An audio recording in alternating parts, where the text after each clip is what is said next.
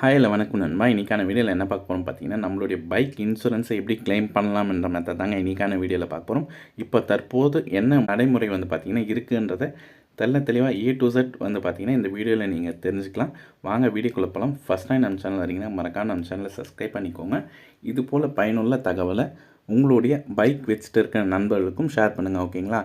இது எல்லாருக்குமே ரொம்ப யூஸ்ஃபுல்லாக இருக்கும். ஓகேங்களா? ஸோ வாங்க வீடியோக்குள்ளே போகலாம்.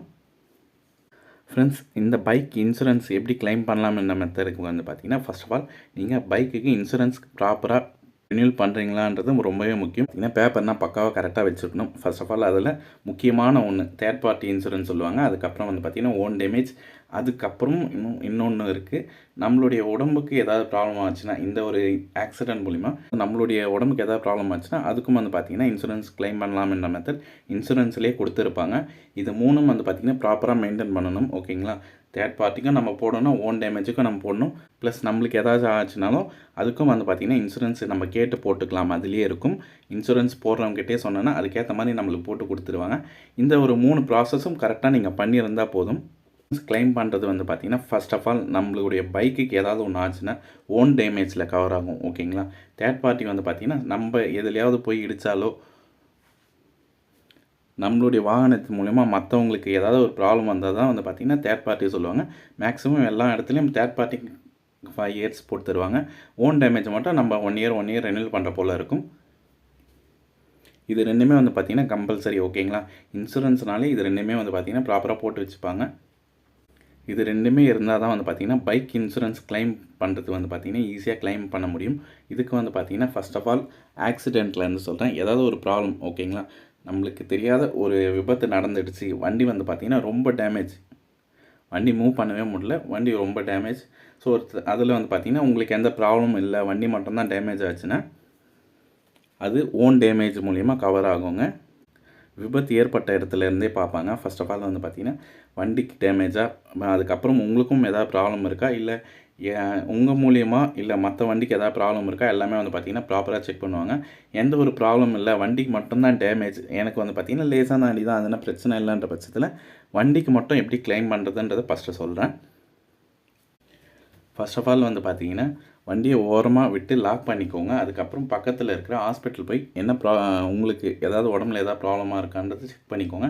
எதுவும் இல்லை, வண்டி மட்டும் தான் ப்ராப்ளம்னா பக்கத்தில் நீங்கள் என்ன வாகனம் வச்சுருக்கீங்களோ அந்த வாகனத்தோட ஆத்தரைஸ்டு ஷோரூம் இருக்கும். ஓகேங்களா? ஸோ அந்த ஷோரூமில் எடுத்துன்னு போய் வண்டியை விட்டுடுங்க. இது போல் வண்டி ஆக்சிடெண்ட் ஆகிடுச்சு, இன்சூரன்ஸ் கிளைம் பண்ணணும் சார், இன்சூரன்ஸ் மூலிமா தான் வந்து பார்த்திங்கன்னா நான் எல்லாத்தையும் ரெடி பண்ணணும், என் கையில் பைசா இல்லை சார், நான் வந்து இன்சூரன்ஸ் தான் கிளைம் பண்ண போகிறேன், ஸோ என்ன ப்ராசஸ் நீங்கள் பண்ணுவீங்களா கேட்டு ஷோரூமில் வாகனத்தை விட்டு வந்துட்டிங்கன்னா அடுத்த ப்ராசஸ் என்னென்னா, ரெண்டாவது வந்து பார்த்திங்கன்னா நீங்கள் என்ன கம்பெனியில் இன்சூரன்ஸு கிளைம் பண்ணியிருக்கீங்க, அதாவது ரெனியூல் பண்ணுறீங்க இல்லையா வாகனத்துக்கு, எந்த கம்பெனி மூலிமா நீங்கள் இன்சூரன்ஸ் போடுறீங்களோ இன்சூரன்ஸ் கம்பெனிக்கு அவங்களுக்கு வந்து பார்த்திங்கன்னா ஒரு கஸ்டமர் கேர் நம்பர் இருக்கும், இல்லை அவங்களுடைய ஏஜென்ட் மூலிமா நீங்கள் போட்டனாலும் அவங்களுக்கு கால் பண்ணி சொல்லலாம். இது போல் வந்து பார்த்திங்கன்னா ஆக்சிடெண்ட் ஆகிடுச்சு, இப்போ இன்சூரன்ஸ் கிளைம் பண்ணணும்னு சொன்னிங்கன்னா அவங்களே வந்து பார்த்திங்கன்னா ஒரு கம்ப்ளைண்ட் கால் மாதிரி புக் பண்ணுவாங்க. அந்த கால் புக் பண்ணதும் வந்து பார்த்திங்கன்னா இன்சூரன்ஸ் கம்பெனிலேருந்து சர்வேயர் ஒருத்தர் வருவார். ஓகேங்களா? உங்களுக்கு கால் பண்ணுவாங்க. ஸோ என்ன ஷோரூமில் விட்டு இருக்கீங்க எல்லாமே வந்து பார்த்திங்கன்னா அவர் உங்களுக்கு கால் பண்ணி டீட்டெயில் கேட்டுட்டு அதுக்கப்புறம் அந்த ஷோரூமுக்கு இந்த டைமுக்கு நான் வரேன் சார் அப்படின்னு சொல்லுவாங்க. வந்து பார்த்திங்கன்னா ஷோரூமுக்கு வந்து உங்களுடைய வாகனத்துக்கு என்னென்ன டேமேஜ்ன்றதை அவங்க வந்து பார்த்திங்கன்னா சர்வே பண்ணுவாங்க. அதாவது கால்குலேட் பண்ணுவாங்க என்னென்ன பார்ட் வந்து பார்த்திங்கன்னா டேமேஜ் ஆகிருக்கு, அதுக்கு எவ்வளோ கிளைம் பண்ணலாம்ன்றது முதற்கொண்டு ஏ டு Z, அதாவது இந்தந்த பார்ட்டு மாற்றணும், இந்தந்த பார்ட்டுக்கு வந்து பார்த்திங்கன்னா இவ்வளோ காஸ்ட் ஆகுது, அதாவது இரும்பு தனியாக பிளாஸ்டிக் தனியாக சொல்லுவாங்க இல்லையா, இரும்பில் வந்து பார்த்திங்கன்னா 60%, பிளாஸ்டிக்கில் வந்து பார்த்திங்கன்னா 50% போல் பைக்குக்கு வந்து பார்த்திங்கன்னா அவங்க ஒரு கேல்குலேஷன் வச்சுருக்காங்க.